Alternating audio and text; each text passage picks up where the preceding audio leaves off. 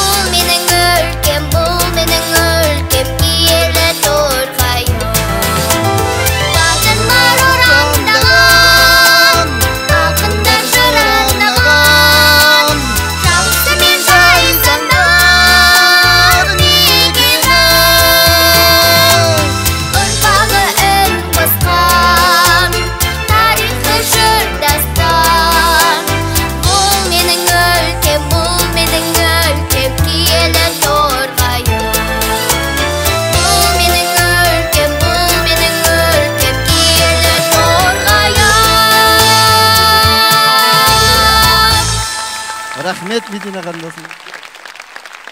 Бәрекелді, қошемет көрсек, кәнекей Мединеге.